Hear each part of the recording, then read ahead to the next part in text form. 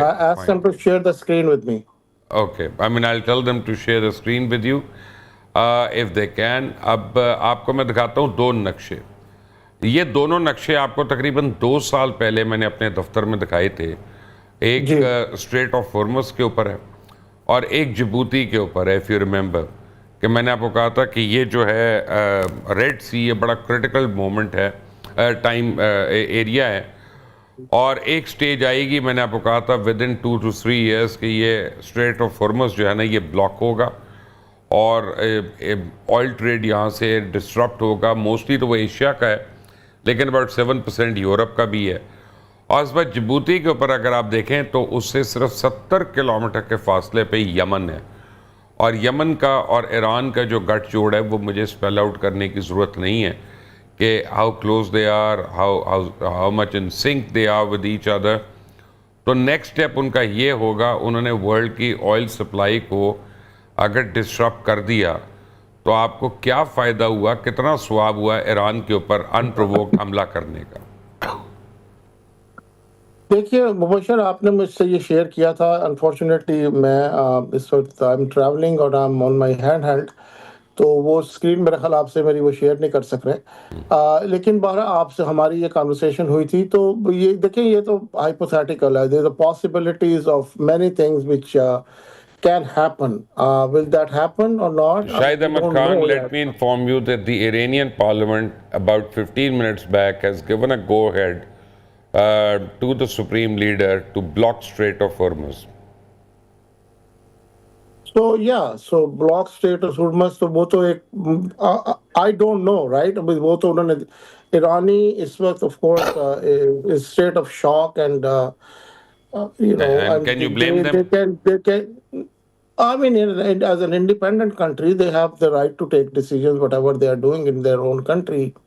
So वो तो of course will that happen or not? I don't have any sort of educated knowledge about it, because it may happen, it may not happen, it may temporarily I happen. can give you a It hint. I can give you a hint. इस वक्त yes, go दुनिया ahead. में सबसे ज़्यादा after south China seize अगर naval presence है different navies की, तो वो स्ट्रेट ऑफ हॉर्मस के ऊपर है। तो अगर वो ऐसा कुछ करता है तो वो नेवल वॉर होने का बड़ा चांस है। और आपको पता है, मुझे पता है, दुनिया में जब भी नेवीज़ इन्वॉल्व होती हैं तो वो बड़ा सीरियस लेवल ऑफ एस्केलेशन होता है। और अब यहाँ पे समझ नहीं आ रही कि इसको कंट्रोल कौन करेगा, आके मीडिएट कौन करेगा, क्योंकि जिसके पास पावर थी मीडिएट करने की वो तो खुद कूद गया बीच में।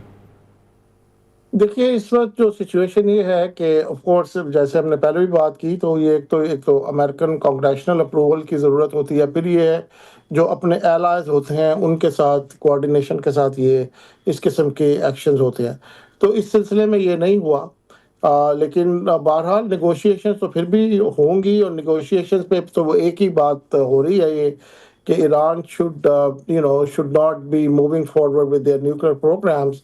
और जो 60% एनरिचमेंट इन्होंने की है which is above the civil use, वो they have to get rid of that, they have to surrender आप that. मुझे ये बताएं कि IAEA को वो नज़र नहीं आया, लेकिन आई को नजर आया है, वो नहीं नहीं, उन्होंने नजर आया। इरेगुलरिटी कहा है, उन्होंने वायलेशन नहीं कहा। देखिए वो ये कह रहे हैं कि ये जो 60% एनरिचमेंट है ये रिक्वायर्ड नहीं होती फॉर सिविल न्यूक्लियर टेक्नोलॉजी के यूज़ के लिए। It is way above that, that's what they are saying. They are not saying कि ये कर रहे हैं या नहीं कर रहे हैं। उनके पास वो कह रहे हैं ये जो मैकेनिज्म है, we are not sure where they are following that mechanism to go to a nuclear weapon, but they are saying the enrichment which they have been doing on more recently, that raises the antennas in the international community कि they may be heading in that direction. और इस वक्त भी मेरा ख्याल है आई के जो रिप्रेजेंटेटिव्स हैं 3-4, तो वो ईरान में हमेशा होते हैं, इस वक्त भी होंगे। खैर अब तो खैर सिचुएशन ही चेंज हो गई है। I don't think they can go there, and I don't even know कि जो जहाँ पर I means the world doesn't have any idea. अब तो हाइपोथेटिकल्स है, people are just making assessment whether जो एनरिच्ड यूरेनियम है has been moved from that site or not, whether the bunker buster has gone deep in 200, more than 200 feet for this destruction.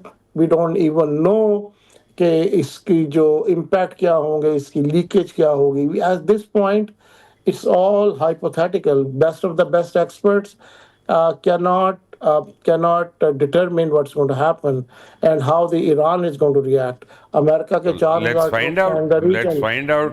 We have a reporter who has joined us from Tehran, from inside Tehran. John Hussain से पूछते हैं. John, हमें बताइएगा Tehran में इसका क्या हो रहा है और क्या क्या फैसले हुए हैं. जॉन, आपकी आवाज नहीं आ रही मुझे. आपकी आवाज जी साहब, जी मोर्शिद साहब, जी आप मुर्शिद साहब, मैं यहाँ पे बस जर्नलिस्ट हूँ आम सा, लेकिन बस एक अपनी भी इंफॉर्मेशन ऐड कर दूं थोड़ी सी. अगर सर ने बात की स्ट्रेट ऑफ हॉर्मुज और रेड सी की, थोड़ा सा ऐड अगर कर सकूं मैं, अगर आपकी इजाजत हो. जी जी जी, तो देखें, हुतीज के लिए जो रेड सी है वो टारगेट करना ऐसा नहीं हाइपोथेटिकल है, इट इज कैटेगोरिकल. मैं नॉलेज में कम हूं बिल्कुल, जो मेरी इंफॉर्मेशन है बस वही बता रहा हूं जो मुझे पता है. 2023 अक्टूबर से लेकर मार्च 2024 आई बिलीव हुतीज ने 60 से ज्यादा स्ट्राइक्स की हैं vessels in the straight of Hormuz. अगर आप सर्च करें ऑपरेशन सैंक्लैम्प, ऑपरेशन प्रॉस्पेरिटी गार्डियन, ये शुरू कर दिए थे इनके खिलाफ, हुतीज के खिलाफ.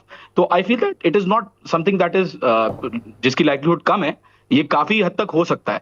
अच्छा, now coming on to Iran कि यहाँ पे क्या सूरत हाल है. फोर्दो के अंदर जो कह रहे हैं कि अटैक्स हुए हैं, पहले ट्रम्प साहब ने कहा कि कंप्लीटली खत्म कर दिया है, नेतन्याहू ने भी कहा कि हमने खत्म कर दिया है प्रोग्राम. फिर आहिस्ता आहिस्ता न्यूयॉर्क टाइम्स और दूसरी रिपोर्ट्स और खुद से भी नेतन्याहू का बयान आया है कि हाँ जी ठीक है, हमने डैमेज किया है, कंप्लीटली खत्म नहीं किया. यहाँ पे हकीकत यह है कि 16 और 17 जून के दौरान जो जो वेरियस जराए मुझे बताते हैं, यहां से ट्रक्स गए हैं और उन्होंने फोर्दो की जो इनरिच स्टॉक पाइल है उसको मूव किया टुवर्ड्स एन अनडिस्क्लोज्ड लोकेशन. अच्छा, फोर्दो के स्ट्राइक से पहले भी ये चीज कंफर्म हो चुकी है, लेकिन दूसरे न्यूक्लियर मकामात पे भी ये किया गया था. खैर, बहरहाल 20 जून को दोबारा ट्रक्स की मूवमेंट नजर आई है और कहा यह जा रहा था कि एंट्रेंस और एग्जिट टनल्स के अंदर रेत भरी जा रही थी ईरान से. जो अभी स्ट्राइक्स यूनाइटेड स्टेट्स ने की हैं, जीबीयू बॉम्बर्स जो यूज किए हैं, उसके अंदर 3 जगहों पे पेनिट्रेशन हुई है फोर्दो के माउंटेन के ऊपर. लेकिन हाउएवर इंटरनल इंपैक्ट जो प्रोबेबिलिटी बताई जाती है उसकी क्यों कम बताई जाती है from Iran official sources as well, is because कोई रेडिएशन लीक नहीं हुई है फोर्दो से. और जो मुझे एक ब्रेकिंग न्यूज आई है, मैं फोन इसीलिए देख रहा था, उस पर आई है मुझे. जॉन, मुझे कंफर्म करिएगा कि अमेरिकन अड्डों पे ईरानी हमले का खतरा है और बहरीन, कुवैत और सऊदी अरेबिया में हाई अलर्ट इशू हो गया है. इसमें कितनी को ट्रुथ है, आपको क्या लग रहा है? जी, खदशा बिल्कुल बिल्कुल खदशा है, पहले से बताया हुआ. आई डोंट नो अगर कोई ऑफिशियली अभी रिस्पॉन्स आया. मैं आपके साथ ही मौजूद हूँ इंटरव्यू में, जस्ट ग्रुप चेक कर लेता हूँ.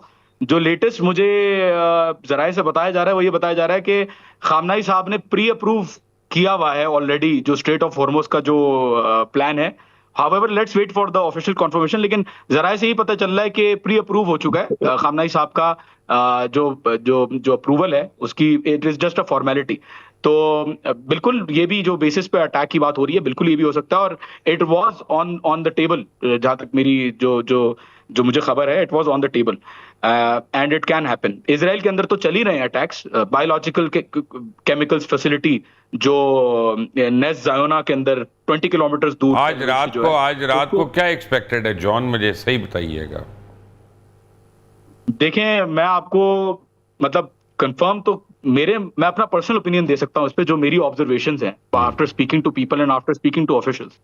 आज रात को एक्सपेक्टेड ये है और कल तक भी एक्सपेक्टेड ये है कि इजराइल के ऊपर रिटेलिएशन बहुत ज्यादा स्ट्रांग चलेगी.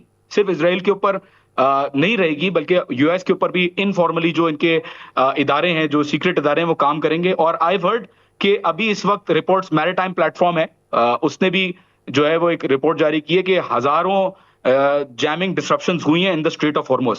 तो काम इनफॉर्मली चल शुरू हो गया है, बट इजराइल के ऊपर फोकस अभी ज्यादा रहेगा, क्योंकि कहा यह जा रहा है कि इजराइल जो नाजायज बेटा कहा जाते हैं, या इनके जो खुमैनी साहब हैं उन्होंने भी इसको कहा था नाजायज औलाद अमेरिका की। This is not my opinion, मैं सिर्फ बता रहा हूँ क्या कहते हैं। बहरहाल तो बोला यह जा रहा है कि इजराइल के ऊपर अटैक वैसे जरूरी तो नहीं कि बेटा हो, ख्वाजा सरा भी तो हो सकता है। तो बहरहाल वो तो मुख्तलिफ जब करना ही है, नाजायज ही करना है तो कुछ कर लें, पर बेटा जरूर करना तो है। अब तो देखें अब क्या ये शैतान क्या करता है। बट हैविंग सेड दैट, अपना मैं एक और बात करूं, अपना शाहिद अहमद खान साहब, शाहिद साहब, मैं अगर आपको एक बात करूं तो आप माइंड तो नहीं करेंगे? Go ahead please.